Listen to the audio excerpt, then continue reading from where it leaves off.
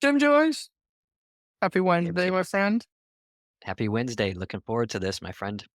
I know another virtual room of some sort. Any coffee machines on Right. the bed like last time? No, no, I that looks yeah, good. I said, give me a hotel room that has kind of White House vibes. I don't know why. It's kind of Okay. political. Listen, every morning wake up and I'm like, what else could possibly come from US, right? Exactly.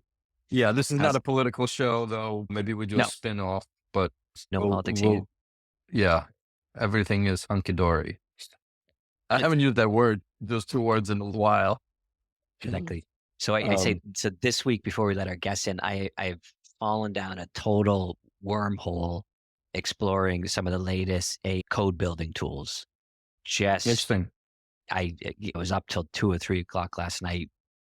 Finally my dreams coming true of becoming a programmer with some of these I, tools just I off the think hook. it's very dangerous that Jim Joyce is coding now. Honestly, that's my 2 cents on it. Just talking to the computer and it does stuff. That My brother actually sent me a tool that he's using. It's like Copilot but better. So I don't yeah, know. I can share that yeah, with you. I won't remember it off the top of my head here for our yeah. audiences that want to learn how to code in digital health. Cool. But we are going to have somebody on coming in, Brian, Brian Callis. And while it's not the only part of their business, I know they also do build systems. So Brian and I met. Welcome, Brian. I need to start picking guests with no hair also. Like you and Jim, I'm just, but Yeah. I got other issues. It's not that one. I usually say like where or Where whichever we met. guest we have on where we met. And I still remember, I think it was at surrounding JPM. I was still in Big Pharma and I showed up to this Accenture Health Tech Challenge, which I had so much fun at. And then it was great to reconnect again after so many years. And when I was in Minneapolis last year. And so welcome, Brian. I don't know if you ever met Jim Joyce and you're running Don't around think so, or, Brian, but If not, I think so. But all nice to right. meet you. Well, good to meet you. I you, was going to say, Eugene, Jim, great to meet you. And you were right, Eugene. I think with that, it was 2016 at oh, JPM wow. Startup Health Festival. Oh my gosh. Wow. 2016. So we're like almost decade old friends here. I know I'm that's fast crazy to forwarding. think That's of. crazy. That's crazy. But anyway, listen, it's about you, not our 10-year anniversary that's coming up in next year. Congrats. Yeah, exactly. Yeah, exactly. All of our millions of listeners and viewers, and would love to get to know Brian. Start from wherever you want to start. We will rudely interrupt, as always. Tell Which us is a little perfect. your story. Yeah, no, thanks for having me on the podcast today. Excited for the discussion. And I think, like you said, a lot of this comes back to the early day origin story. So we'll go there and see what happens. Yeah, So or even Exactly. further back. Tell us, Yeah, but let's go all the way back. yeah, exactly. So Brian was born. exactly. So Eugene, building off what you stated. So I live in Minnesota. I actually am from small town Minnesota. With that, I actually have an older brother. My parents actually were small business owners. So where I grew up, where my mom and dad both ran retail optical clinics, Mm. and my mom also acted as a nurse. And if I were to go with, okay, from that, I grew up in the early days of the internet and Web 1.0. So if I go with myself, I started to experiment with the early days there and started to go, oh, wow. And I started to see how technology could solve problems and started experimenting there. And really that then pursued with, okay, where my overall education was, okay, how could we solve business problems with technology?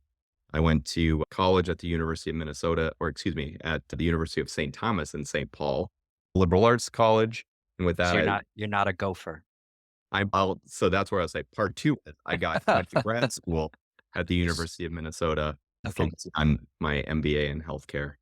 I'll claim both. Yeah. What was growing up with your mom being a nurse? Is this how you started healthcare and what's wrong with it? What was the impetus to even do the grad school in healthcare versus Yeah, geeking out with a 2800 baud modem or whatever that was when we were growing exactly. up? You got it. I would say all of this, it sounds great as we talk about that story of where we're at now, but it was not part of some grand plan. I would say I didn't even see the connection of having healthcare in our family background until recently or until once I was into my career. A big part of this came was like when I was as an undergrad, I studied entrepreneurship and computer science because I was like, okay, this computer thing might be a thing. So let's look at that. And then I was going, I might start a company. So it was those two things that were the kind of the key passion because I was seeing how Web 1.0, I was like, this internet thing, this might be big. How could we solve and this might help us solve problems across society. And do things better and make things experientially better. So I think that was the spark of the journey. And then like many people with that, I was like, I don't know what company I'm going to start. So I didn't know what to do. So let's try consulting. So I went into consulting because I like change. I like impact and let's see where this goes. With that brought me to Accenture, and Accenture was like, you are in our health and life sciences business. And I was like, that doesn't make any sense. I was sitting here going, I thought I should be in like entrepreneurial finance and focus on venture capital. It started there. And that's where health started to come in the mix. But by the way, we have this shared, I'm a huge Minneapolis and I guess Minnesota fan, only because that was one of my, remember we ran a Health Excel event in Minneapolis. That was pre your days. I never showed up there. Yeah. I hear stories about it. Yeah. Famous event in our own minds where we flew in entrepreneurs in the digital health space back in the Wayback Machine from all over the place. And they pitched us. And we had John Brownlee, who's been one of our guests and I was blown away by the ecosystem, again, frankly, the friendliness of the people, and then huge pedigree in med tech and healthcare that is just off the chart. In fact, where I am, Dublin, Ireland to Minneapolis has a direct flight because of called the Medtronic flight. That connection. Yeah, exactly. What is it called? Sorry, the Medtronic flight. Super interesting. I just to build on it, believe it or not, Brian, when we met up, this was, I think, only my second time in Minneapolis, right? Never been before. Okay. Yeah. And Marina and I both like thoroughly enjoyed it. Granted, was the second time it wasn't as cold, but the first time, it was freezing. Actually, and then after that, January, February, that's the best time to visit. Oh, yeah. And especially got spoiled living in Barcelona a bit, right? But thoroughly enjoyed the city and met so many people there. But so you did your MBA in healthcare with a healthcare focus, and then you went to work for Accenture in their life sciences practice. Actually, I had undergrad at the University of St. Thomas, where it was entrepreneurship, computer science. Joined Accenture, and there was like, hey, let's go into healthcare. If I go with first project, actually sparked was where healthcare came in the mix, and that was at the time that was when what were called consumer directed health products started to come out with health insurers. And then at that time I was helping build the website for that and put up the infrastructure. And I was working with Blue Cross Blue Shield plan that was trying to bring its first products to market. And I describe it as, from that, I was like, the things that I was having to put on a screen, I was like, how is this going to be understandable for someone? It was like, I did well and went to education, but I was having to put things like OOP with a tooltip, a hover tip that said out of pocket max. And I was like, this doesn't make any sense. Gibberish. I started to see how things were like, how it was very complicated and complex of how things would work, very impactful on our lives and how much better we could make it. And I think that was the spark. And now I realize it's life's work to help try to drive that change. Unmangle the mangled financial system of the U.S. Yeah, exactly. And so what was, this was the first project, but to me, it's fascinating and I agree with you. It's interesting. I spent some time in consulting world, and on one side, I actually loved it, right? Because you get to help people, everything from ideation to completion. I always felt personally that once as consultants, you hand something off, whether it's the full project, the product, but then somebody else is operating it. And so that's what my view of the consulting world was. But I just curious, as you kept moving through this, any other. Did you love it?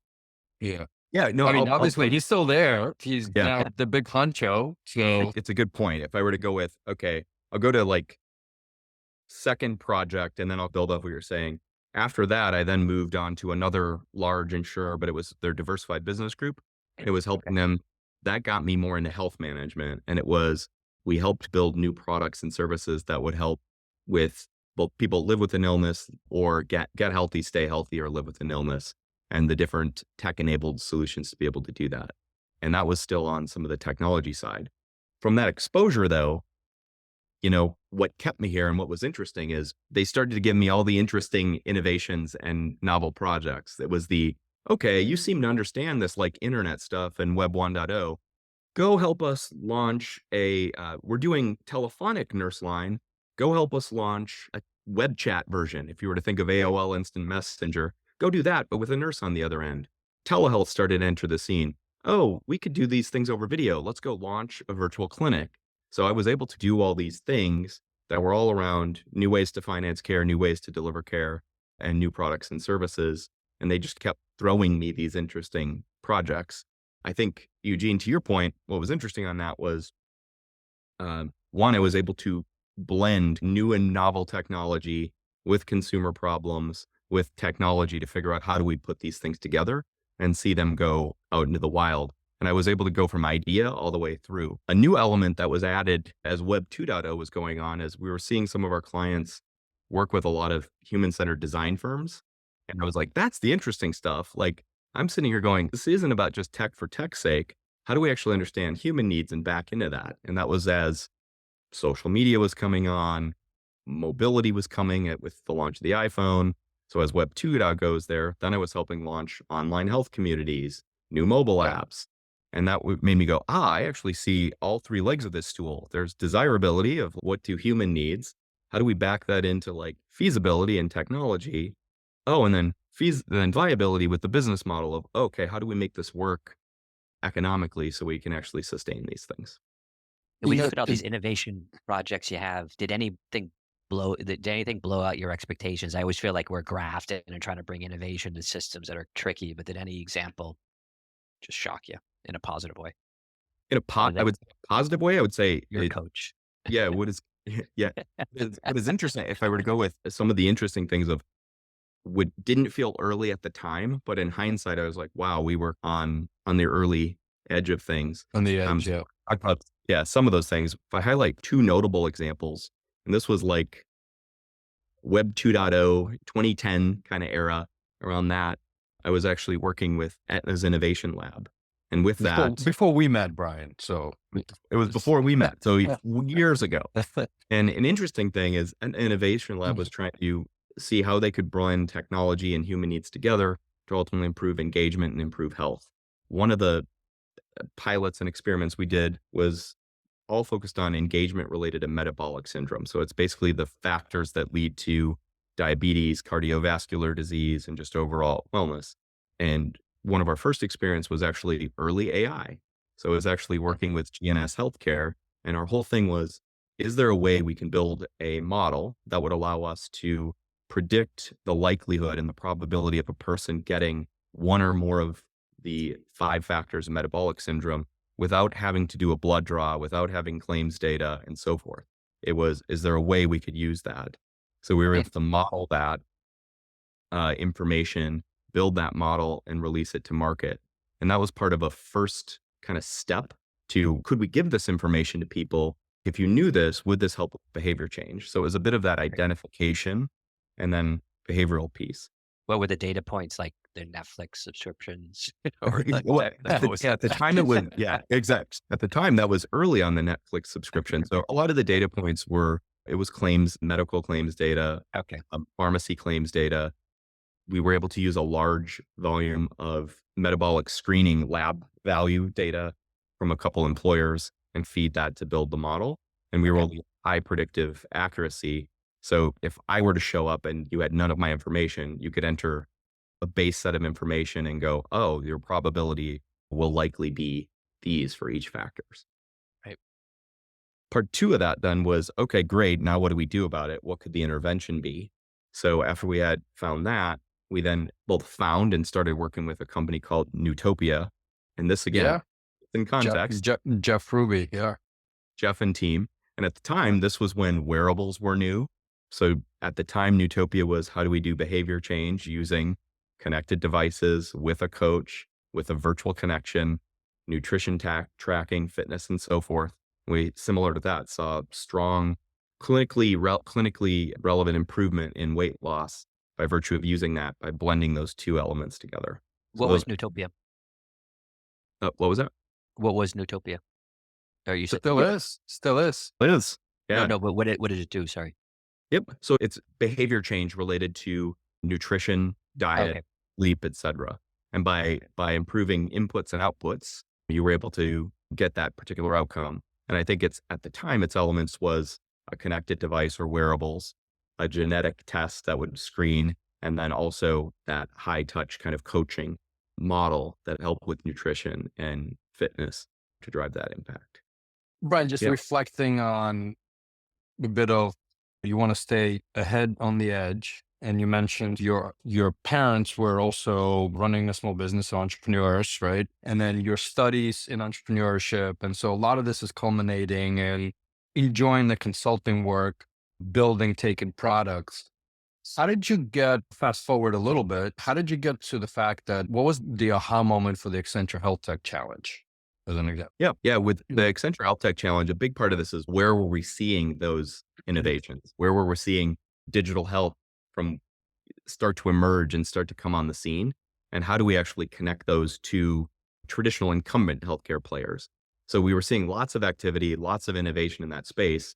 And a lot of the innovations around new ways to finance care, new ways to deliver care, new products and services were happening with founders who are creating those solutions. And we were seeing less of that happening inside the walls of different health plans or health systems. So the question was, how might we connect those two worlds? How do we bridge traditional companies with startups and ultimately make it easier for those innovations to diffuse and ultimately Yeah. scale? It's interesting, right? Because I think there was this time, which obviously there's still accelerators and stuff, but this was, I think, the prime time where a lot of these startup programs, accelerators, everybody was trying to figure out what the model was. Yep. Or how do you monetize? How do you help the startups versus wasting everybody's time? The navigation inside and out. And I appreciated your invite in Chicago, I think it was, right? It was very different from what I remember being in 2016, right? Yep. The evolution of, and I think probably can talk about the same from an accelerator model, right? I don't know. I don't keep track of them, but I feel like many accelerators are just not there anymore. Yeah, correct. You are Yeah. right. Like at the time of 2016, back in the first health tech challenge, you had a large ecosystems of startups as well as accelerators that were all across the globe, but at different Yeah. elements of the country. And if you fast forward to today, many of them don't exist, or there's just a small subset that exist, or they exist in a different way. If I go with, which is true, if I go with how have we evolved, I'd say we've evolved with this over the multiple years of doing that with that same ecosystem. If I go with now, we've accidentally stumbled into realizing that, oh, we've built a community, so to speak. And that was, oh, it started with this initial challenge as this idea of how do we create these connections. Now we're approaching our 8th event of convening that together. And a lot of times it's bringing people back, whether it was the startups, venture capitalists, or people who are judges from health plans, health systems, or life sciences companies. It's really a community. And it's a community built around how do we connect, collaborate, learn, and scale. And we're keeping that And going. again, just full kind of feedback. I actually enjoyed, even though I was in and out, unfortunately, I had operational stuff going, but I enjoyed the smaller footprint that was manageable to talk to people. And I thoroughly enjoyed, and I forget the full name, but you'll remind me, Ethan. Ethan Mollick. Yep. That was an amazing talk demo / AI. I guess he's one of the kind of more premier experts tracking a lot of this, right? I'm all about him. Yep. Who's this guy, So- Ethan? Yep. So yeah, Jim. So I'd say for those out there, so we had Professor Ethan Mollick, who's a Wharton professor of entrepreneurship and innovation, come as a keynote speaker. And Ethan also has been a leading thinker and user related to generative AI in education, business, and society. And as his keynote, I'll use Ethan's words. He was like, I think we'll have people leave with anxious optimism. And I think that was true. He's up there explaining what's happening and where's it going, but he's doing that with demos and examples. And a big part of that was like him encouraging the group, invite AI to everything you do, be the human in the loop, treat AI like a person, but tell it what kind of person it is. and assume that today's AI is the worst you'll ever use. So if you go to it and it Love it. doesn't come back. Right. Yeah. Right. And be Yeah, nice to them. 'Cause thoroughly enjoyed. they'll be our overlords. That's my son always says it. Be nice to AI because they're recording everything. So Yeah. Show eventually that they'll you're going be to in be on the charge. friendly side of things. Agreed. Which brings us now, you're managing a business also in life science for your customers. And then I want to understand, because obviously there was a big conversation about AI. You can't open up any kind of news without seeing something about AI. And while Jim and I talked about this, I think multiple times on the show, it's a given, right? It's augmented, but what's actually happening in the front lines versus the hype, right? Yeah. Just curious what you've seen. So first, who are you serving, your Yeah. customers, and Right. yeah, And what are they up to? And to your point of consulting, we'll go, what is my role now? So within Yeah. Accenture, I lead our health strategy practice. For us, that focuses primarily on health systems and health plans, as well as other health services companies. And then my particular area of focus is growth and innovation, which follows the arc of what we've been talking about to this point. And that's that new ways to finance care, new ways to deliver care, and new products and services. And the health tech challenge becomes that a way or an element of how do we convene and continue to try to move things forward. Eugene, maybe playing off your prior point, is there's good and bad in that. There's a point where I have seen, and even as I reflect back on that 20 plus year arc, things are progressing, things are getting better. It is slower than I anticipated. And I have come to realize that it will be life's work and not just something that can happen in 10 years. But there is good progress, and we're seeing continued progress, and it is accelerating. Maybe to your point now, if we go to, okay, what's happening now, and what's happening now related to AI and our AI moment, I would say there is what has happened over the past 2 years has been, I'd say, a combination of education, experimentation, and scaling where we're at. Lots of excitement. I think through that excitement, a lot of that's coming because there's a lot of potential. I think a lot of the reality is there's a lot of hard foundational work that Yep. needs to be put in place to start to realize that value. What is different than any other moment? And I'm going to go, you heard the arc of Web 1.0, Web 2.0, and then the present moment. In those prior arcs, boards and C-suites would have me come on and go, tell me about this mobile thing. Tell me about social. And we'd have a good chat. But one, it would be delayed. It wasn't as urgent. And then maybe something would happen and maybe you would have a pilot. If I go with over the past 2 years, this is like something I've never seen before. by the way, I'm sorry to interrupt. I actually called it KMR, keep me relevant. Just, I'm not going to do anything about it, but I want to stay relevant in my knowledge. So I think that's a great phrase. I think there was a lot of keep me relevant discussions in that early phase. Whereas now it came with a different expression. It was like, I need to know about what this is.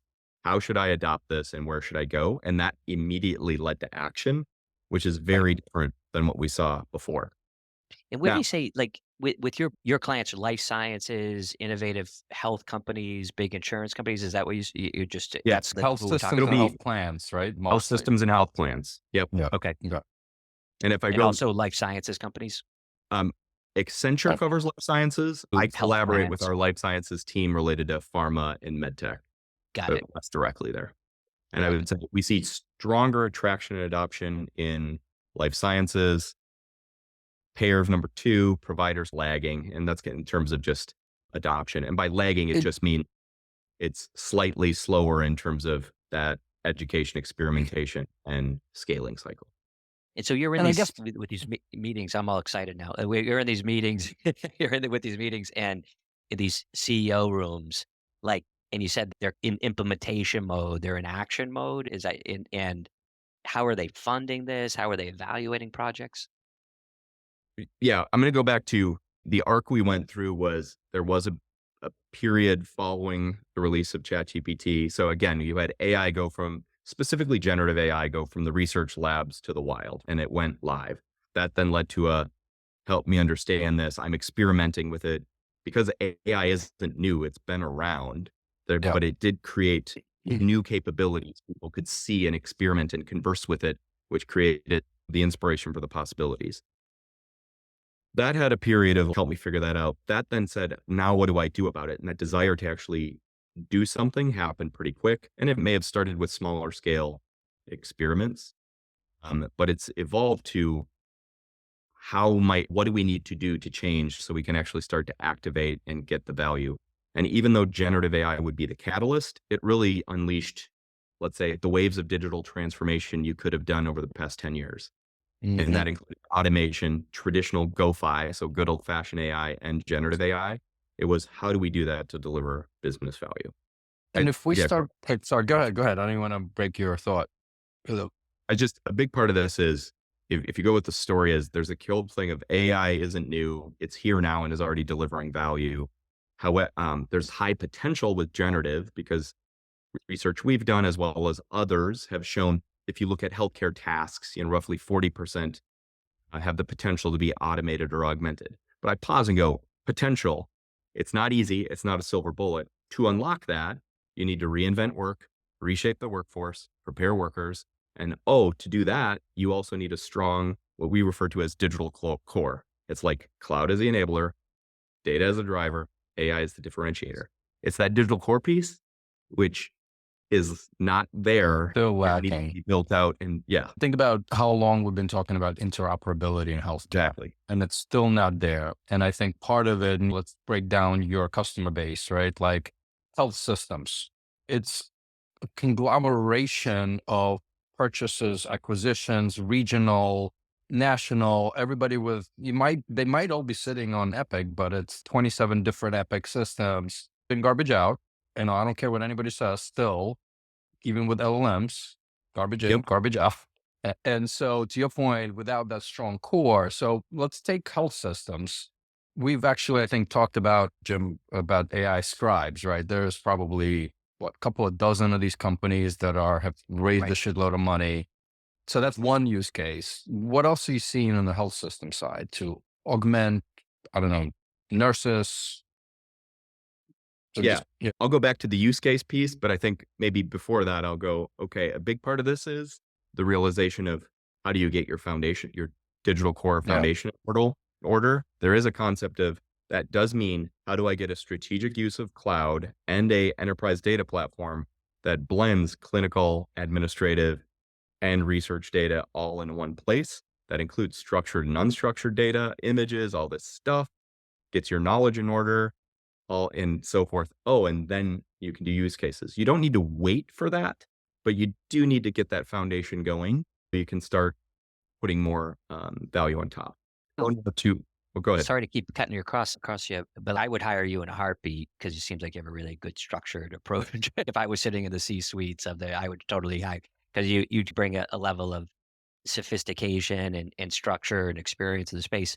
But they certainly must be under pressure. And calmness too, right? Like you want to look at somebody's eyes and be like, I'd be like, get this shit done. If I ever get to the state where I'm running one of these, I'd be calling you, first call. But they certainly must be under a little, we can't escape from the fact that we go to JP Morgan and we're being flipped around in Waymos.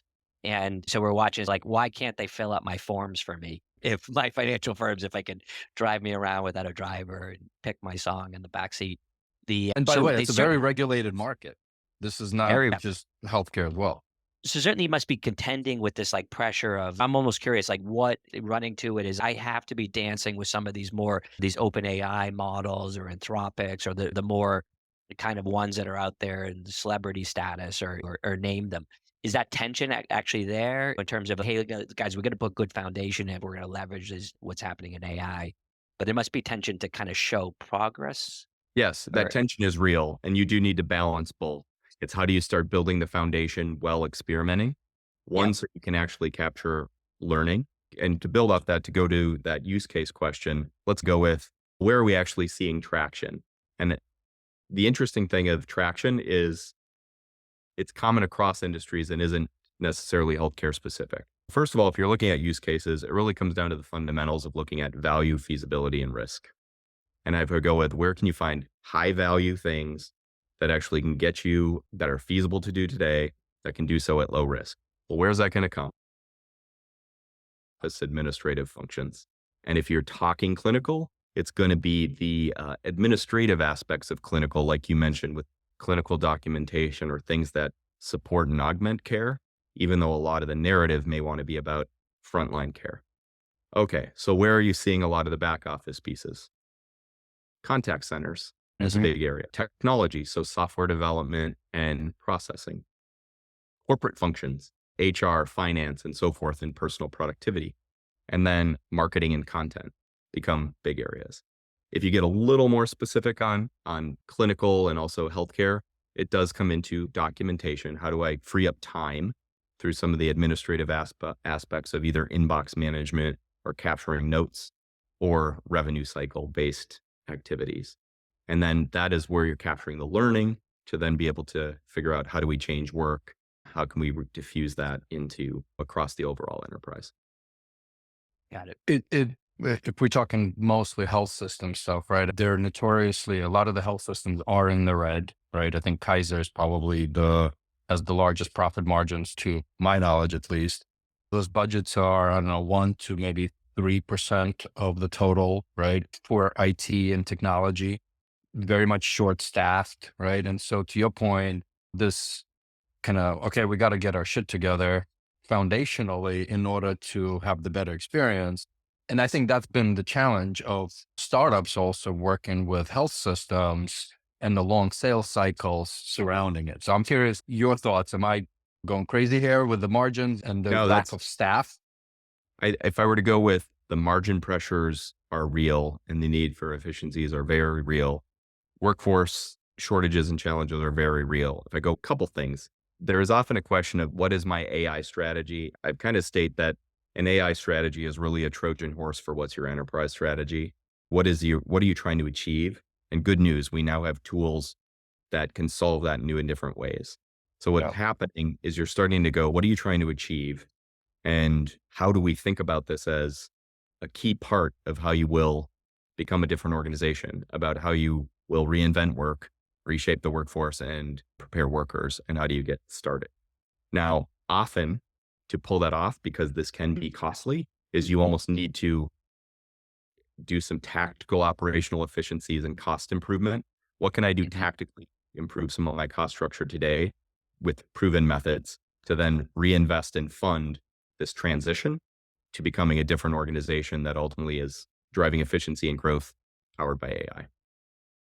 Can we switch gears for a couple of minutes on health plans, right? Yep. Because I think on the other side, it's almost completely the opposite, from profit margins and revenues and cash in hand and ability to actually spend some dollars, right? Or euros, whichever side of the pond, or any other currency for that matter. But the adoption is also very slow. And you would think that, at least from periphery, right? So curious to contrast the health system, low margins, no money, no staff, to health plans and what their priorities are and how they looking at this, right? Yeah. On the health plan side, maybe we'll go back to the KMR, the keep me relevant piece a bit. Yeah. And I'll go, what also is different about this moment? The health plan also requires some nuance. If we look back, if we look back to Web 1.0 and 2.0, the keep me relevant piece was a big part of the discussion related to that. And you saw less movement. Even if you go back 10 plus years related to the digital health wave, it's I want to know about these things. I'll experiment a bit, but I'm not going to move too fast.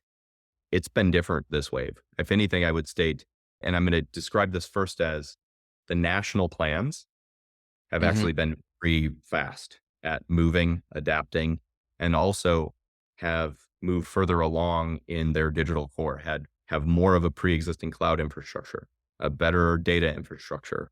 And therefore, the movement of experimenting has been quite rapid relative to what we've seen before.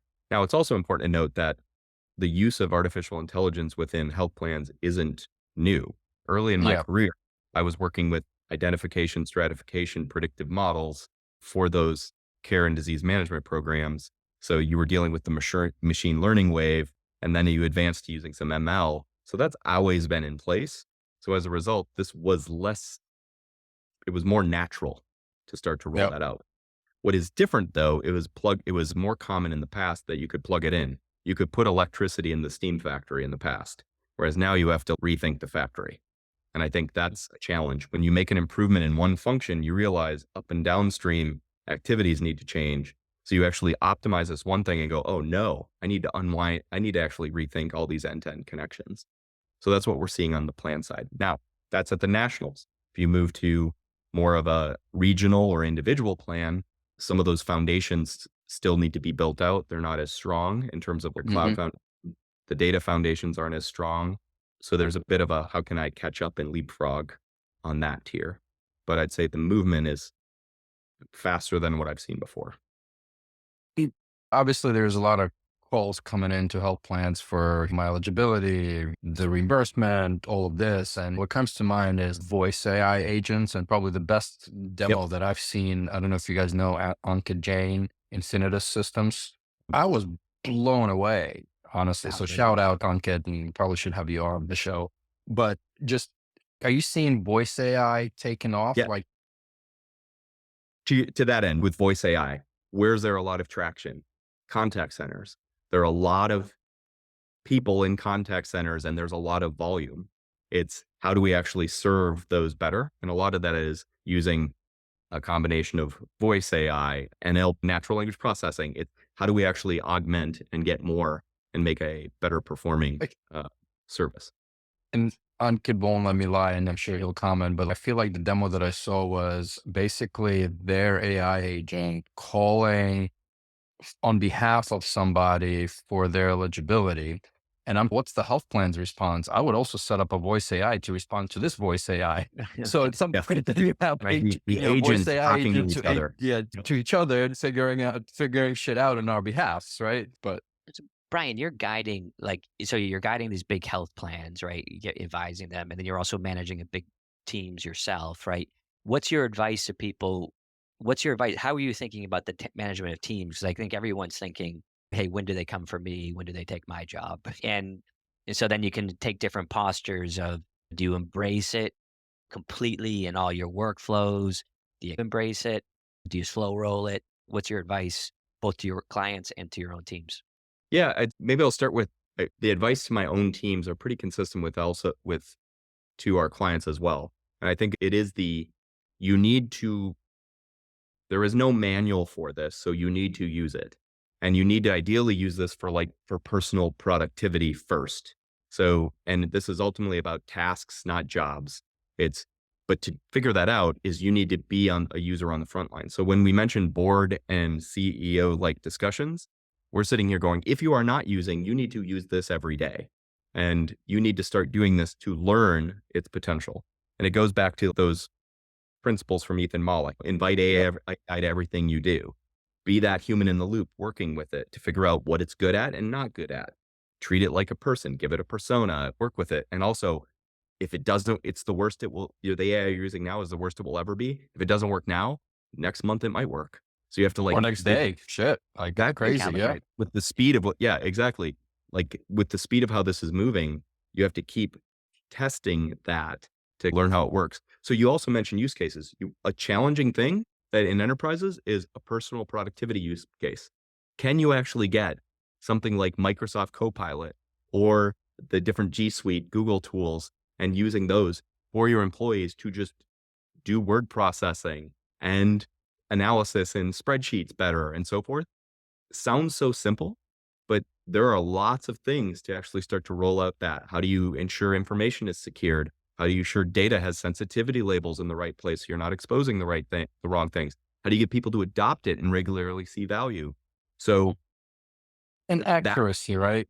To be frank, I uploaded our expenses and I'm like, that doesn't seem right. I'm like re-asking. that's a good point of this is that's also where it's like you need to experiment because you need to figure out what is it good for and what is it not Yeah. good for. And Eugene, what you stated was similar to my journey. It was, I want it to fully automate stuff I hate doing. I was like, can I just tell you this? And can you create a beautiful PowerPoint end to end?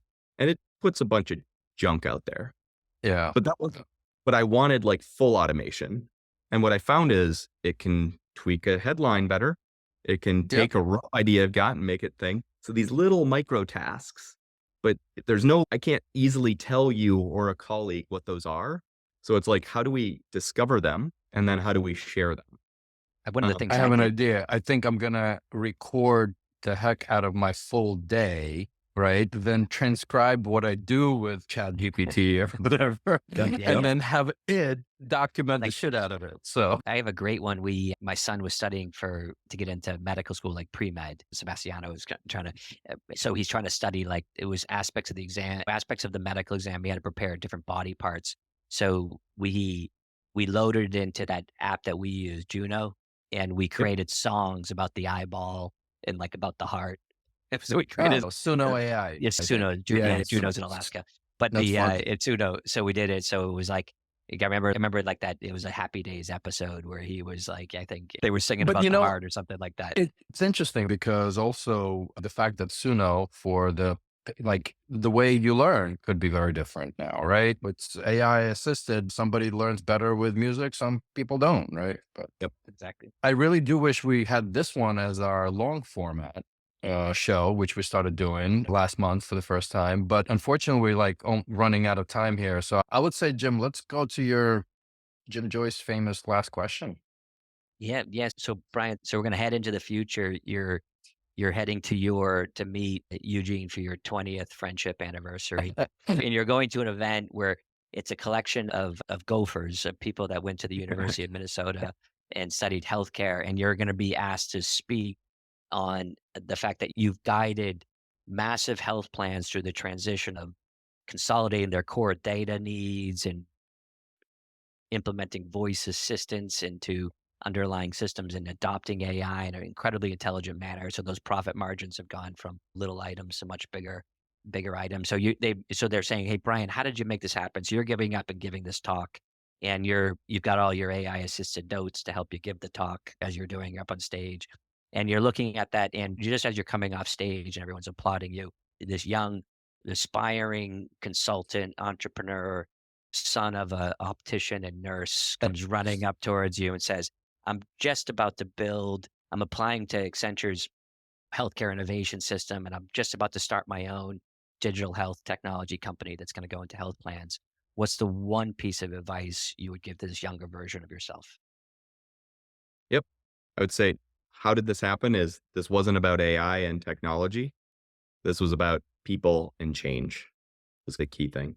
And it really comes down to what are the human problems you're seeing out there and how can you solve those human problems in a new and different way is the big focus. And then on change, how do you help people and organizations with that adoption to make that shift in a way that it's beneficial and least disruptive? In this Fantastic. AI world, people matter. So, People and Yes. change. Thank you, Brian. Brian, thank you very much for joining us. And for all of our listeners and viewers, subscribe, pass it on, and see you next week.